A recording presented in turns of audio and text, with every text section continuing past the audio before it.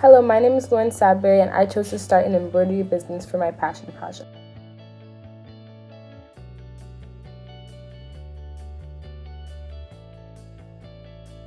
Created from a young age. I've taught myself how to create something out of nothing, but as I grew older, the amount of time I spent creating lessened because of the pressures of school, social media, family needs, and the more time I spent away from art, the less passion I felt when I would revisit it. Despite these feelings, my family had still believed in me. So on Christmas morning of my sophomore year, I was gifted a Brother sewing machine. This is a state-of-the-art sewing machine that had the ability to not only sew clothes, but also embroider intricate designs onto them. I was overwhelmed by the possibilities and had big plans for creating an embroidery business in which I could sell my designs and finally find my love for art again. But unfortunately, things did not play out like that. In the middle of a global pandemic, online school, and being quarantined with a house of 4 others, my mind was simply not focused on learning how to embroider. It became overwhelming because although I wanted to help, the more things that I heard, the more helpless I felt. But when my English teacher introduced the passion project to my class for the first time, my dreams of having an embroidery business were resurfaced. There are many factors that motivated my decision. One of the reasons that I wanted to start my embroidery business was to finally live up to the goals of starting an embroidery business that I had in my sophomore year. I knew that if I was required to do this as a grade, then there would be no excuse of getting out of it. And another reason why I wanted to create my own brand was to help fight against one of the world's biggest issues today, fast fashion. Fast fashion is something that has run rampant throughout the 21st century, and along with it has come a series of social and environmental problems. In doing this project, I will be helping work towards the 15th Sustainable Development Goal, the Life on Land Goal. I discussed my ideas with my mom, sister, and some friends, and was given a lot of valuable input on how I could refine my passion project into something that would have as much sustainable consciousness as possible. I decided that each article of clothing featured on my page would be upcycled from places like Goodwill, hand-me-downs, or donations from friends and family. Additionally, I would allow customers the opportunity to send in articles of clothing that they have and then embroider it. Ultimately, I would provide people with an alternative to fast fashion brands at an affordable price, and therefore help slow the epidemic of fast fashion that has been ruining our earth. The first step in completing my passion project was research, and what I found on my research journey was shocking and disturbing. Fast fashion is known for being at the core of 2 very serious issues in today's world: global warming and harmful labor conditions. The process of making garments through fast fashion is tedious and unsustainable. When creating textiles, fast fashion brands use ginormous amounts of water, energy, and materials, and also chemicals. And this is a big waste, considering most of these textiles will end up in landfills or in third world countries. In fact, fast fashion companies accumulate 92 million tons of waste and 79 trillion tons of consumption each year. On top of all the waste that fast fashion is responsible for, it has majorly contributed to the issue of air pollution. This is because the large machines used to aid fast fashion workers in producing clothes tend to leak harmful gases such as carbon dioxide into the atmosphere. Consequently, when there is a buildup of carbon dioxide within the atmosphere, it can eat away at our ozone, which is the protective layer of our Earth, and cause global warming. And as many people know, climate change has serious negative consequences such as excessive droughts, hurricanes, extreme temperatures, and so much more. The other reason why fast fashion has been at the forefront of discussion in recent years and why I chose it is because of the extremely poor working conditions that laborers are forced to endure.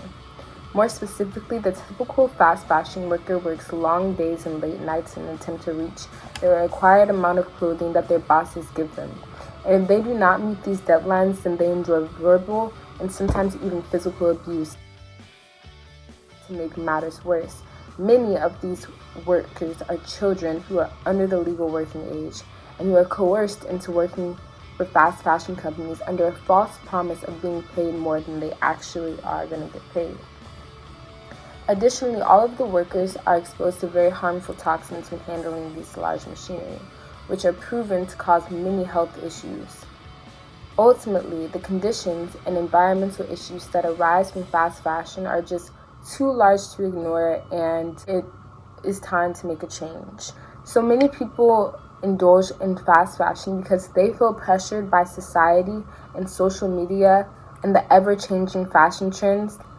And this is why many activists have attempted to promote slower fast fashion cycles or attempted to promote re-wearing and reimagining outfits. But the thing that they fail to realize is that at the rate at which social media is growing at, which is the main contributor of fast fashion trend cycles, this option is not very sustainable. Instead, if you allow people to indulge in the fast fashion cycles, but doing it sustainably and ethically, it is a better option in the long run. Doing research on my topic definitely helped me gain a better understanding of the issue that I was going to be facing, and now it was time to start taking action. I began by watching extensive amounts of YouTube videos that allowed me a better understanding of how to use digitizing software. So digitizing a design requires a lot of practice, a lot of skill, and it was definitely the biggest learning curve that I faced. I had many trials and errors when digitizing. It's much more than just placing images on a screen. They have to be layered in a very particular and specific way that allows designs to be smoothly embroidered. And it caused me so much stress at first, but I was ultimately able to get it, and as you can imagine, I messed up a lot. But I played around with it for a while, and I was finally able to make a decent looking design. This was the first little design that I made on my embroidery machine, and this did take a long time for me to get.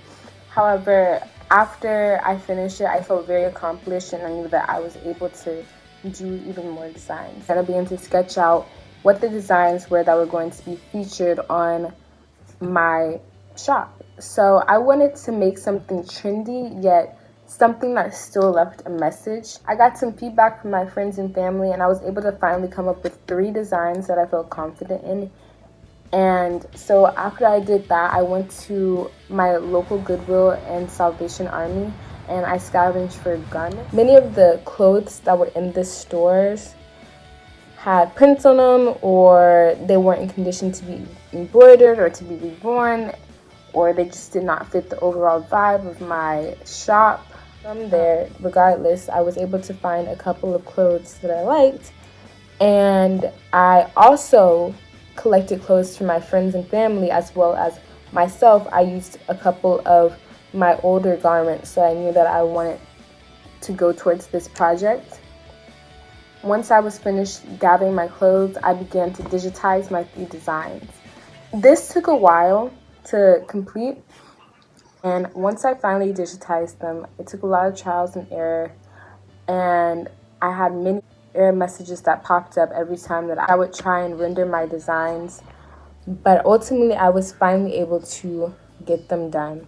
And from there, I created all of my prototypes for my shop. I cut and photoshopped all of the garments that I was given or that I shopped for, and I made it in a way that people could personalize their experience. First, they would choose the garment that they wanted and then design, because I wanted customers to have the option of at least choosing a design, considering the fact that when you are doing upcycling, you don't have a bunch of sizes in one garment. So the least I could do was allow people to have an option of what design they wanted for their garment. I cleaned up my shop and I published it for the public. And if you would like to follow my Etsy shop, it's at SadberryDesign. The link will also be inside of the bio. Overall, I designed my project in a way that truly emphasized the idea of sustainable fashion. And in today's society, fighting the pressures to indulge in fast fashion is stronger than ever, as social media pushes rapid trend cycles. Fast fashion is also just so easy to afford and indulge in. However, as I discussed prior, it comes at a hidden price. The price is the health of our planet, our only home, and the livelihood of people living in third world countries who slave away to make our clothes. And while many would like to make a change, the alternatives to fast fashion are oftentimes expensive. My brand SadberryDesign allows people to personalize their own clothes, wear cute and trendy styles, and most importantly, lead a more sustainable life. My brand, amongst others, is the future of fashion. For the fate of our planet and for the sake of those enduring pain across the seas to make our favorite pants and shirts, shop sustainably. Shop SadberryDesign.